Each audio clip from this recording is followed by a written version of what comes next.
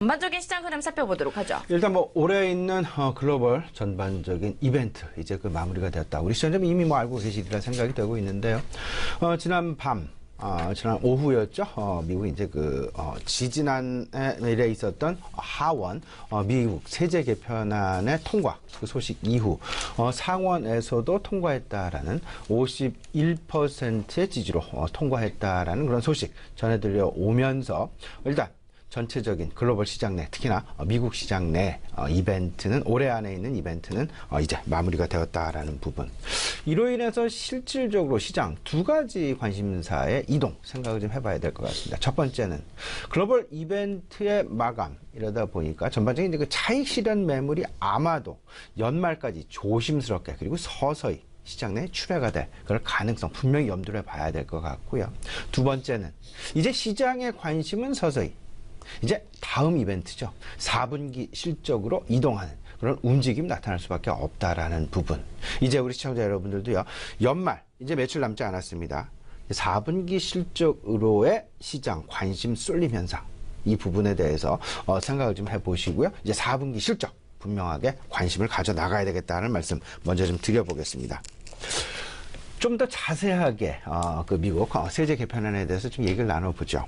일단 세제 개편안 큰 무리가 없이 진행이 됐습니다. 이미 시장에서 상당 부분 이와 관련해서 어느 정도 예견이 되고 시장 분위기가 세제 개편안의 기대감이 점차 계속되어 진행되어가는 그런 모습들이 나타날 수밖에 없었다라는 것 생각을 해보시면서 오히려 최근 나타나고 있는 미국 시장 그리고 글로벌 시장 내에 전반적인 다소간의 좀 약보합세의 시장 분위기 이 분위기는 어찌 보면 너무도 당연한 그런 분위기일 수밖에 없다라는 것. 이제 연말이 지나고 연초가 시작이 되게 되면 바로 4분기 실적에 대한 기대감으로 인해서 소위 말하는 시장 내 전반적인 다시 한번 상승 분위기가 시장 내 찾아올 가능성이 높지 않겠느냐라는 그런 기대감을 미리 조금 마음속에 넣어두시고요. 생각을 좀 긍정적인 방향으로 해두셨으면 좋겠고요.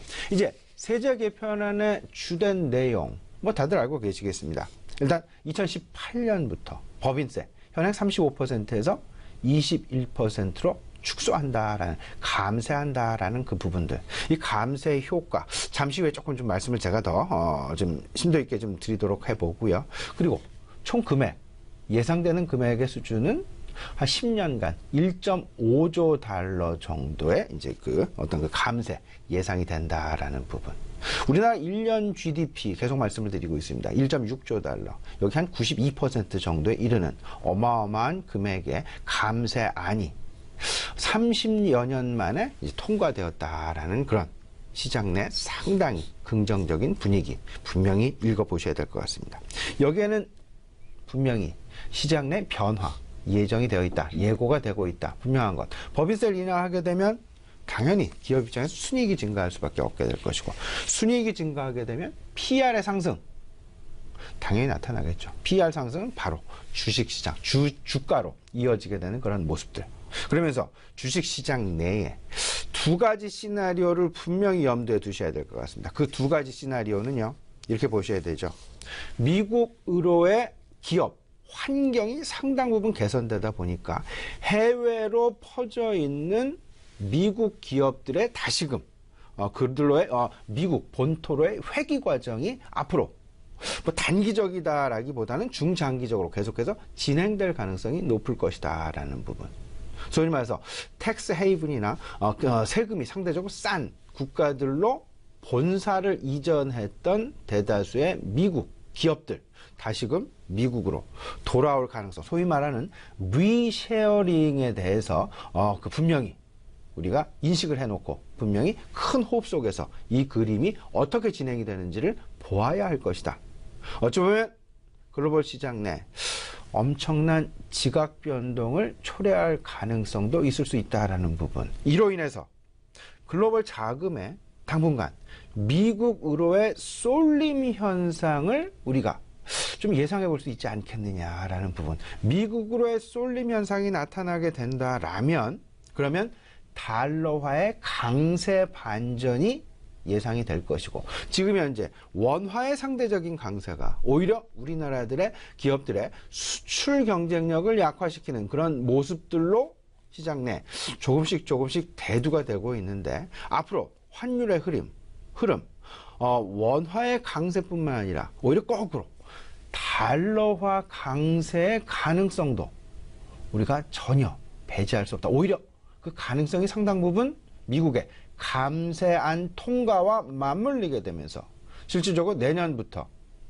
달러의 강세 기조가 새롭게 시장 내 트렌드로 잡아질 가능성도 있다라는 부분 꼭 좀 염두에 두셔야 될 것 같고요. 두 번째 시나리오가 있습니다. 최근 이제 FOMC도 그렇고요, ECB도 그렇고요, 긴축 통화 정책에 관해서 일단 시장은 그 부분에 대해서 어느 정도 인지를 하고 있었고, 그 부분에 대해서 이미 시장은 긍정적인 신호로 받아들이고 있습니다. 왜냐하면요, 긴축 정책을 한다라는 이야기는 그만큼 경기가 좋아지고 활성화가 되고 있다라는 부분을 역으로 설명을 하고 있는 것이기 때문에 지금 시장의 상승 기조는 금리 인상 기조가 끝나지 않는 한은 계속 진행될 수밖에 없지 않겠느냐라는, 오히려 그런 방면으로 그 투자 전략을 좀 세워가시면 좋을 것 같고요. 그러다 보니까 긴축 통화 정책이 있음에도 불구하고 고성장주, 소위 말하는 고퍼주에 대한 관심 다시금 시장 내에 불러일으킬 가능성도 분명히 우리가 전혀 배제할 수 없다라는 것. 특히나 4분기 실적 시즌과 맞물리게 되면서 고성장주, 소위 말하는 IT주와 바이오 헬스케어가 되겠죠.